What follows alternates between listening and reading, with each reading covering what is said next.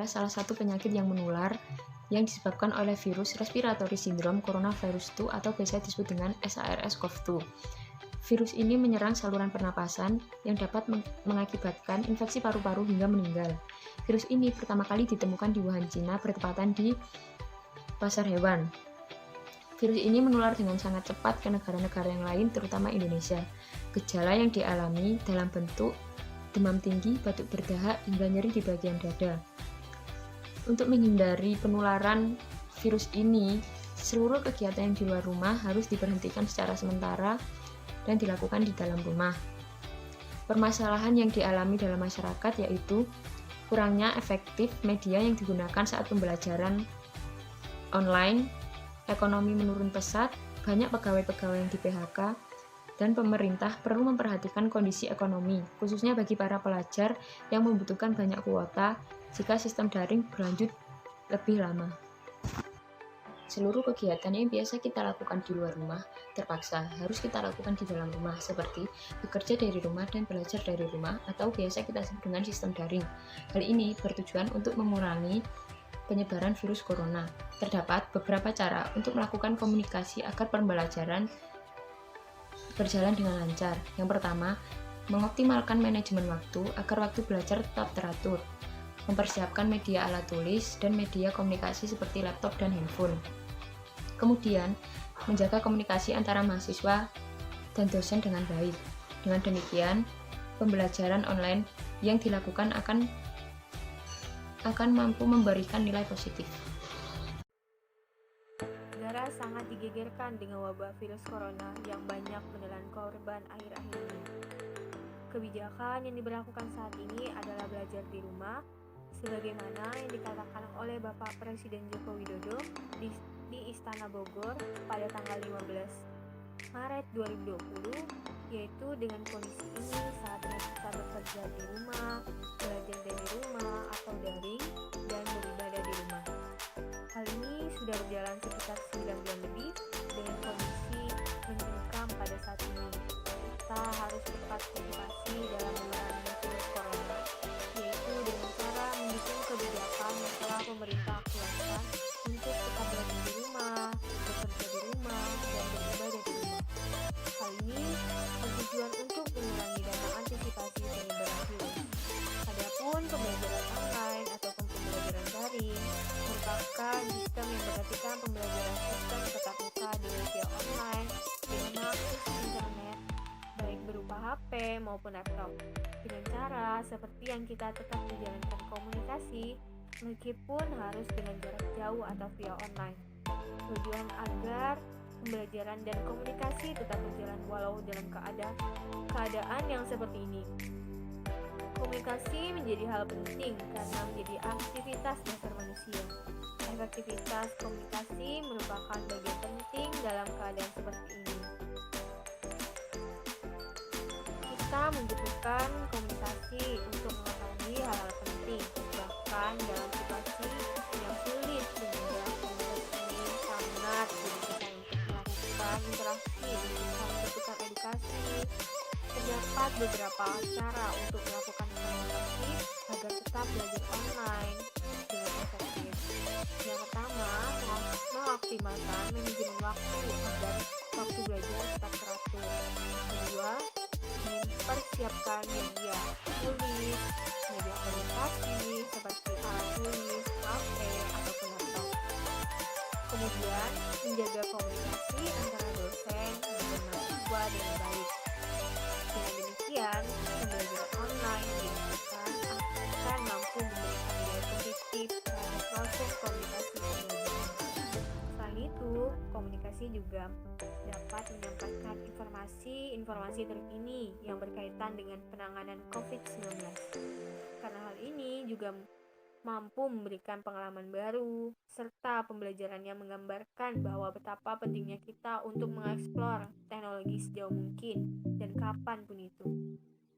Teknologi merupakan wujud dari perkembangan pertukaran informasi, saluran penyebaran informasi yang dapat dengan mudah diakses melalui jaringan internet yang hampir tersedia di seluruh penjuru wilayah.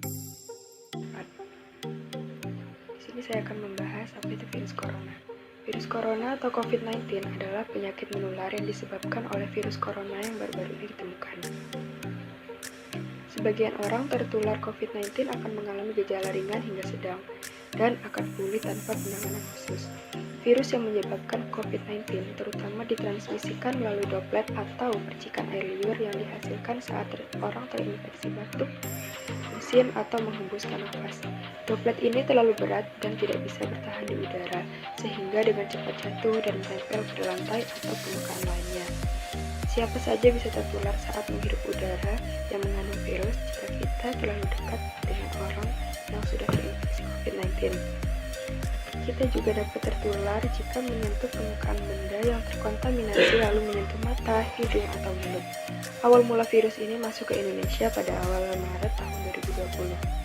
Pemerintah menutup semua tempat terutama sekolahan, bahkan universitas untuk menanggulangi merebaknya virus corona. Para mahasiswa yang merantau diminta untuk pulang ke kampung halaman yang semula biasanya kita melakukan kontak fisik secara langsung diganti tatap muka secara online melalui HP atau laptop yang tersambung jaringan internet. Hal ini dilakukan untuk menyegah penyebaran rantai virus.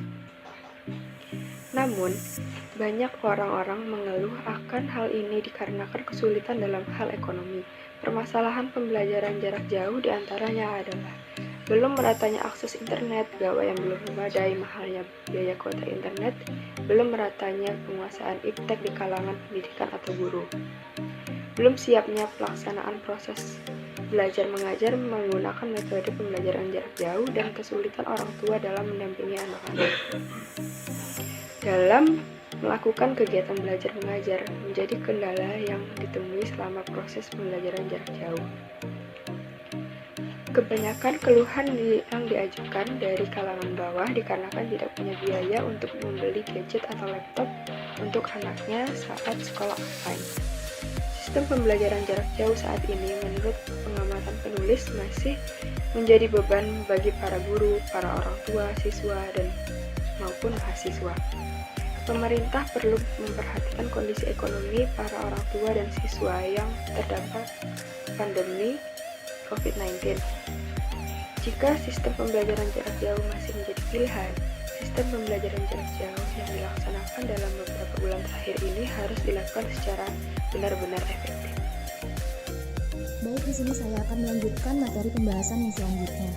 Di tengah masa pandemi COVID-19 saat ini, komunikasi merupakan sarana penting guna menyampaikan informasi yang dibutuhkan orang-orang. Terlebih lagi, komunikasi menjadi kepentingan lain dalam menghadapi wabah virus yang mematikan manusia ini.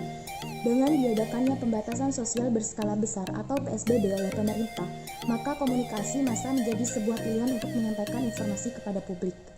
Menanggapi persoalan yang timbul akibat pandemi COVID-19 ini, komunikasi publik menjadi pilihan terbaik dalam proses interaksi sosial yang harus tetap berjalan meski pandemi menghalangi segalanya.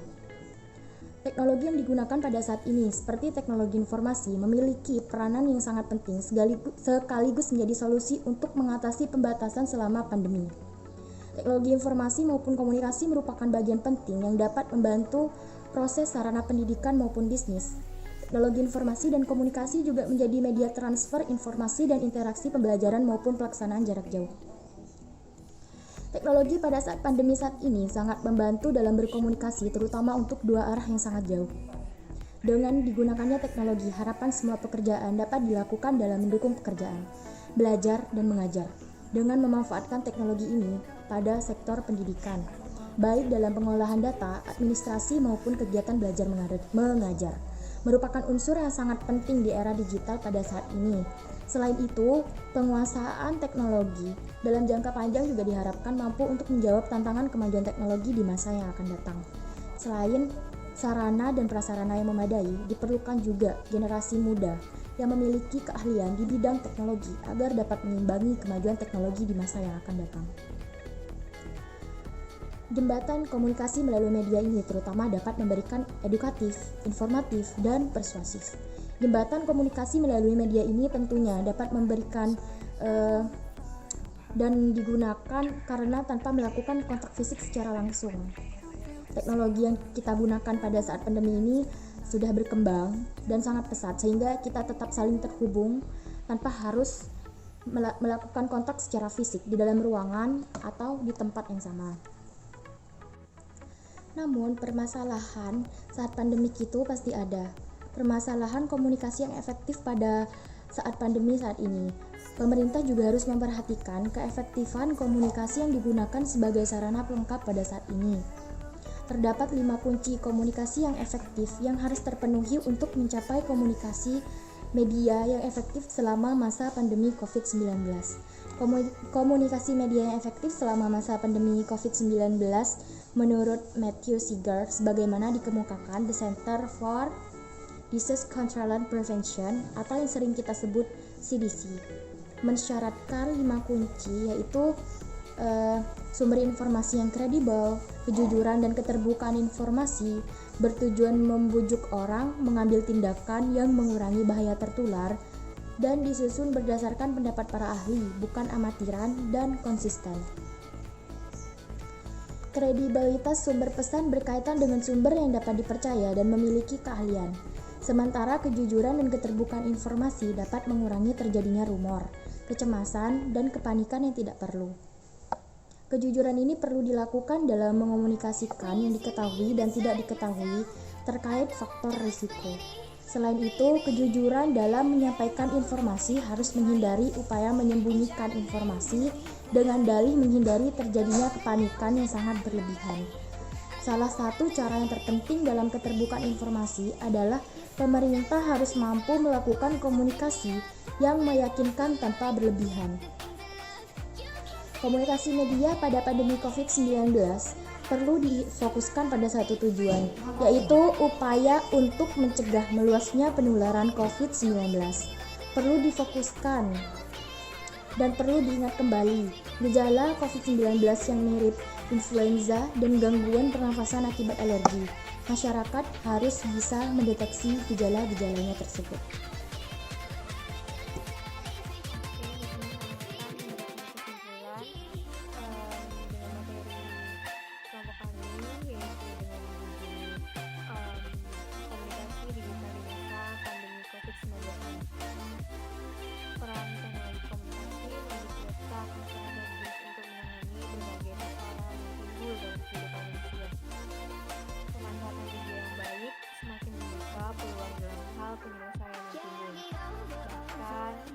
Permasalahan yang timbul dan melibatkan orang banyak seperti pandemi COVID-19 ini. Yaitu diperlukan jaminan komunikasi guna memberikan edukasi serta berkesinambungan terhadap masyarakat luas. Sekian penjelasan dari kami. Wassalamualaikum warahmatullahi